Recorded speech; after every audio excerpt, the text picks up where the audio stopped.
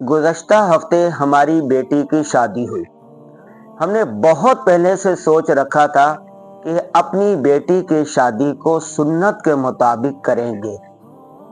رشتے کی تلاش سے لے کر ولیمے تک ہر عمل میں کوشش کی جائے گی کہ سنت کے مطابق ہو، مسنون ہو۔ جب ہماری بیٹی کی شادی ہو گئی تو ہمارے کزن کہنے لگے، غازی صاحب یہ کیسی شادی تھی؟ نہ اس میں مہندی کی رسم ہوئی، نہ مایو ہویا، نہ بارات آئی، نہ ڈھول کی بجی، نہ جہیز دیا گیا، نہ نام و نمود ہوئی، نہ رقص کی محفل ہوئی، نہ محفل موسیقی ہوئی، نہ مخلوط محفل تھی۔ یہ کیسی شادی تھی؟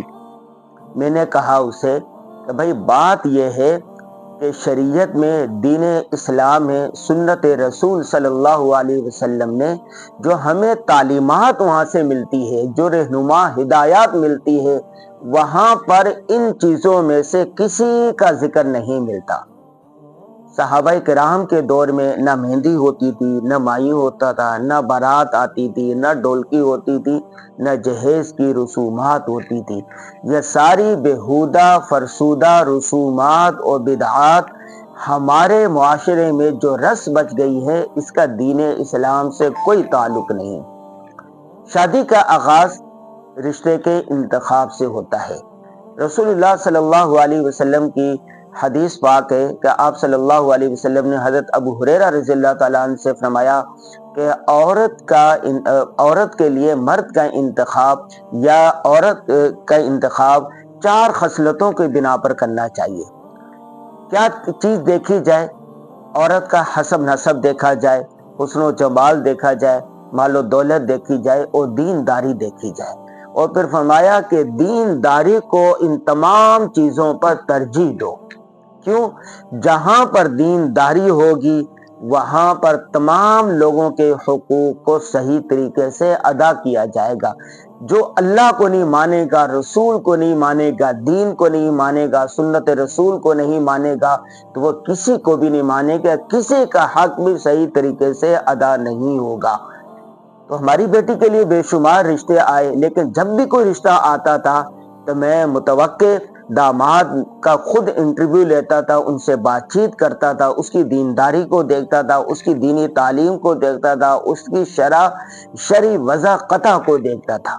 الحمدللہ 1 مہینے کے اندر رشتہ طے ہو گیا، نسبت طے ہوگی۔ اور اس میں ایک بات کی میں وضاحت کرنا چاہتا ہوں، جب آپ نے اپنی بیٹی کے لیے اس کا شوہر پسند کر لیا، اپنا داماد منتخب کر لیا، تو شادی چونکہ لڑکی اور لڑکے کے درمیان ہو رہی ہے تو بیٹی سے لازمی اس کی رضامندی پوچھنی چاہیے۔ تو میں نے منتخب کرنے کے بعد اپنی بیٹی کو کہا کہ یہ دیکھیں، یہ بچہ ہم نے منتخب کیا ہے، یہ اس کی صفات ہیں، یہ ان کی خوبیاں ہیں، یہ ان کی اچھائیاں ہیں، ٹھیک ہے؟ اب آپ استخارہ اور استشارہ کر کے بتائیں کہ آپ کو پسند ہے یا نہیں۔ انہوں نے کہا ہمیں 1 ہفتے کا وقت چاہیے۔ میں نے کہا آپ کو 1 مہینے کا وقت دیا جاتا ہے۔ چنانچہ بچی نے استخارہ کیا، استشارہ کیا، غور و فکر کیا۔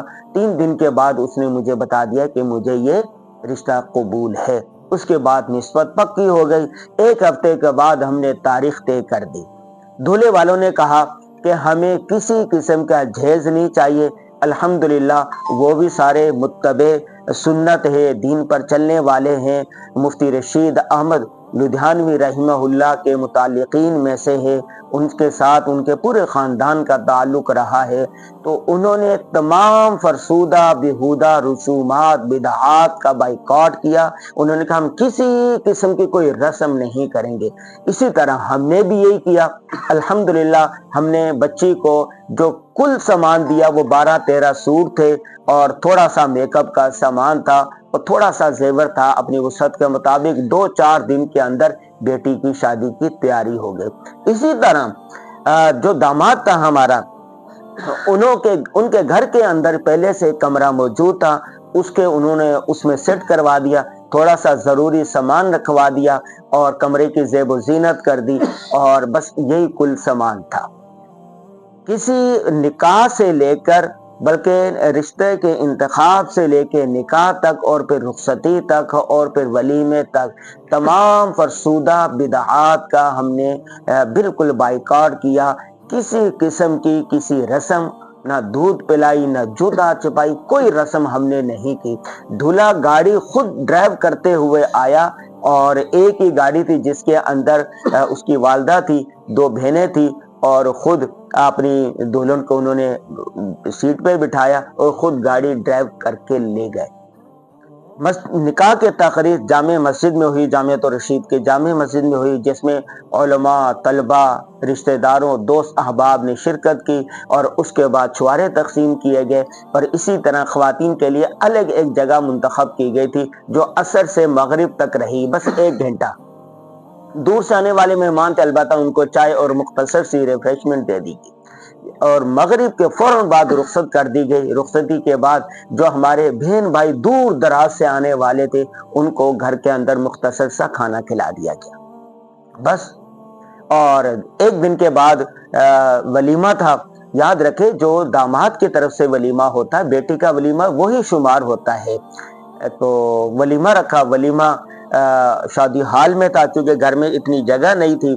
ولیمہ اپنی وسعت کے مطابق کر سکتے، جتنی آپ کی حیثیت ہے، وسعت ہے، استعداد ہے، اس کے مطابق ولیمہ کیا جا سکتا ہے۔ ان کے خاندان کے افراد ہمارے خاندان کے چیدہ چنیدہ لوگ تھے، اور اسی طرح دوست احباب سے ولیمہ ہو گیا۔ شادی اتنی آسانی کے ساتھ ہو گئی، ہم پر بھی بوجھ نہیں ہوا، اور ہمارے جو آگے بیٹی کے سسرال والے تھے، ان کو بھی شادی کی تیاری میں اپنے آپ کو ہلکا نہیں کرنا پڑا۔ اگر ہم سنت پر عمل کرنے والے بن جائے، دین اسلام پر چلنے والے بن جائے، تو ہمارے لیے تمام معاملات آسان ہو جائے۔ میں آج ہی پڑھ رہا تھا کہ جنگ جیو کی ایک رپورٹ کے مطابق 35 سال سے زائد پاکستان میں 1,25,000 لڑکیاں شادی کے انتظار میں بیٹھی ہوئی ہیں، جبکہ ہمیں حکم یہ دیا گیا ہے کہ جب بچہ یا بچی بالغ ہو جائے تو والدین کی یہ ذمہ داری ہے کہ ان کا نکاح کر دیا جائے۔ آج کا جو دور چل رہا ہے، اس میں تو نکاح، جس طرح بچی کا نکاح، اس کی شادی کرنا والدین کے ذمے ہے، اسی طرح بیٹے کی شادی کرنا بھی والدین کے ذمے ہے۔ جب عورت، لڑکی یا لڑکا بالغ ہو جائے اور اس کے مناسب رشتہ مل جائے تو پھر شادی کر دینی چاہیے۔ شادی کو آسان کرنا چاہیے اور جلد شادی کو رواج دینا چاہیے۔ یہ جو دور چل رہا ہے، اس میں فحاشی، عریانی، بے حیائی اپنے عروج پر ہے، مخلوط محفلیں اپنے عروج پر ہے۔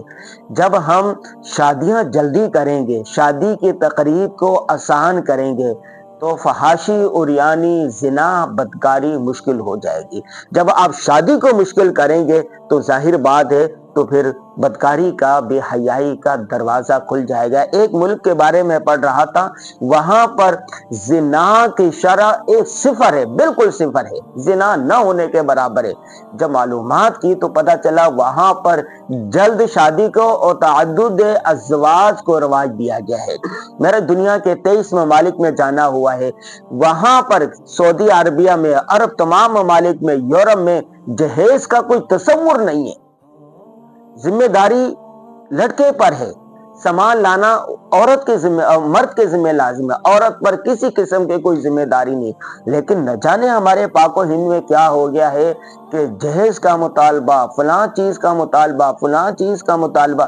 آپ خود سوچیں، پاکستان میں 8 کروڑ آبادی خط غربت سے نیچے زندگی گزار رہی ہے، تو وہ لاکھوں کا جہیز اپنی بچی کو کہاں سے دے سکتے ہیں؟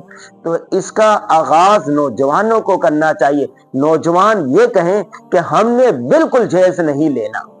میرے داماد نے خود مجھے کہا، گھر پہ کہا، ان کی والدہ نے کہا کہ ہمیں جہیز میں کوئی ایک چیز بھی نہیں چاہیے، کوئی ایک چیز بھی نہیں چاہیے۔ تو اگر نوجوان سارے یہ ارادہ کر لیں کہ ہم جہیز نہیں لیں گے اور دینداری کو ترجیح دیں، کہ اللہ کی ذات سے امید ہے 1 کروڑ سے زائد بچیاں جو گھروں کے اندر بے نکاحی بیٹھی ہوئی ہیں، بہت جلد شادی ہو جائے گی۔ ہماری جب شادی کی یہ تقریب ہوئی، الحمدللہ خاندان کے لوگوں نے، رشتہ داروں نے، دوست احباب نے عہد کیا نیت کی تو ہم بھی اپنی اولاد کی شادی، اپنی بیٹی کی شادی، اپنی بیٹے کی شادی اسی طرح سنت طریقے کے مطابق کریں گے۔ نکاح کی تقریب مسجد میں ہوگی، کوئی جوتا چھپائی اور دودھ پلائی اور اسی طرح مایوں مہندی کی رسم نہیں کی جائے گی، اور نکاح کی تقریب کے بعد ولیمہ کی ایک مختصر سی تقریب ہوگی۔